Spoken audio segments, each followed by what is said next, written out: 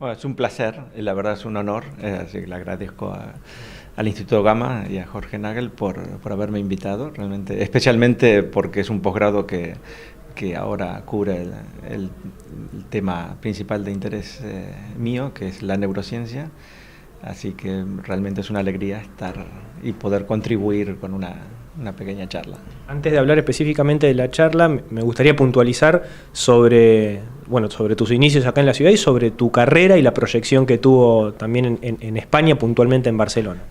Sí, a ver, yo estudié aquí física en la UNR, hice el doctorado también aquí en la UNR en física atómica, un tema totalmente ortogonal al que hago actualmente.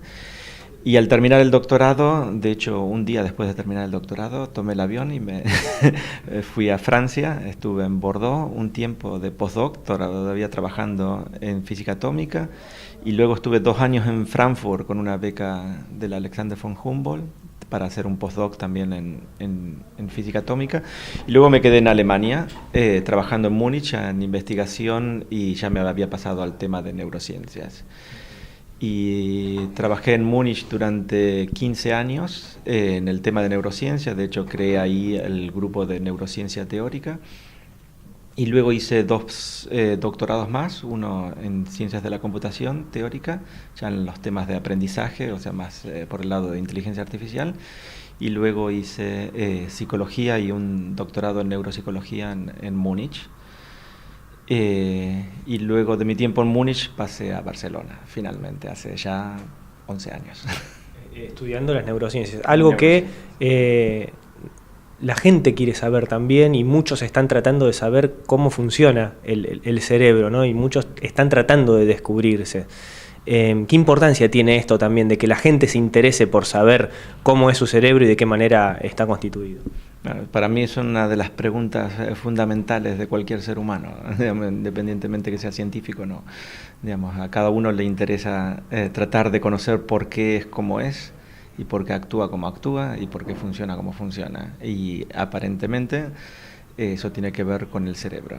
Y por eso el estudio del cerebro ya desde hace siglos nos indica o nos da pistas de por qué somos como somos y por qué actuamos como actuamos. Por supuesto, son más las preguntas no contestadas hasta el momento de las que podemos contestar, pero es un tema apasionante. Sobre el conectoma humano, ¿a qué se refiere esto y de qué manera influye también en las personas? El conectoma humano es un tema que ha nacido hace unos 4 o 5 años.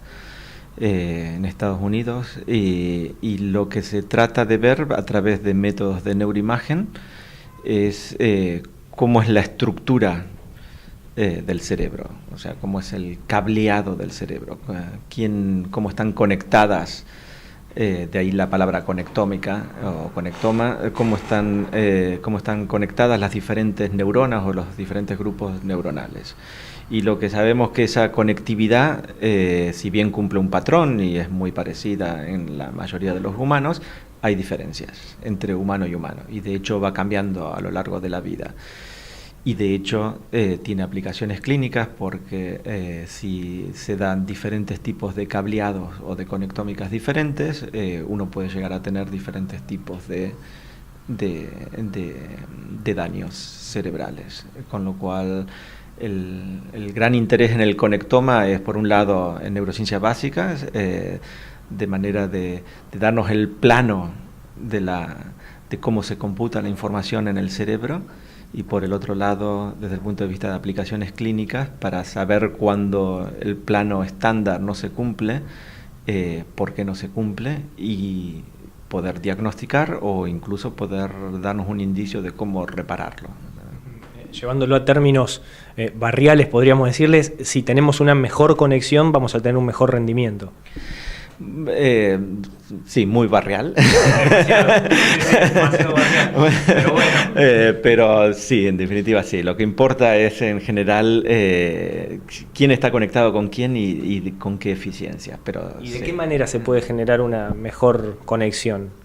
puntualizando o a lo mejor favoreciendo qué tipo de disciplinas o actitudes en la vida cotidiana, o también buscando cosas diferentes a lo que hacemos habitualmente? A través de la conducta. Es decir, lo que sabemos es que la conducta, lo que hacemos durante el día, ya sea actividad intelectual, actividad motora, actividad lúdica, influye en el cerebro y cambia el cerebro. Y eso no es una especulación, sino que hoy en día sabemos que es un hecho, porque se puede medir cuantitativamente. Y se puede medir de manera extrema, de que si hago una actividad, a la hora ya me ha cambiado mi conectividad.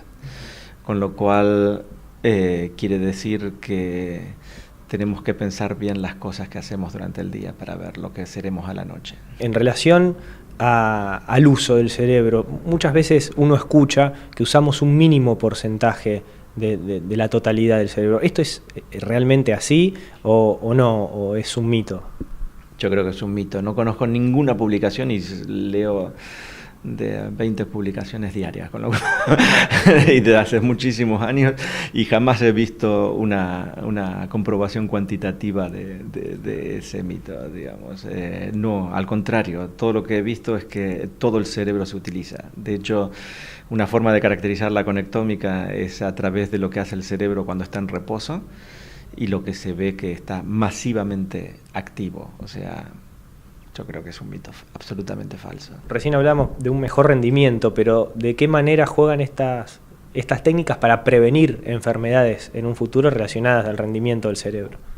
De hecho, en clínica, en varios grupos de enfermedades como Alzheimer o esquizofrenia es el segundo gran ejemplo, la idea es tratar de prevenir antes de que se dé la enfermedad, y la única forma de prevenir es, por supuesto, diagnosticándola lo más temprano posible y actuando en forma consecuente, es decir, tratando de estimular más el cerebro de manera que al menos la enfermedad se retrase o que mejoren los síntomas. Es decir, el entrenamiento, ya digo, de todo tipo, no solamente intelectual, puede ser lúdico, puede ser tocar un instrumento, o puede ser ver una buena película o escuchar una buena ópera, o realizar actividad motora. Es lo único que hasta ahora al menos nos cambia el cerebro y nos ayuda en forma positiva. Aprovecho su presencia también para preguntarle por dos temas más que tienen que ver también con el cerebro, y uno de ellos es el estrés. Mucha gente que nos mira habitualmente están todo el día conectados, trabajando, y llegan a un nivel de estrés muy alto, y esto les genera otros problemas colaterales. ¿De qué manera se puede, no sé si combatir, pero por lo menos tenerlo ciertamente controlado? Voy a responder en forma no científica, porque no lo sé la respuesta científica, pero supongo que es cambiar de actividad, digamos, y compensar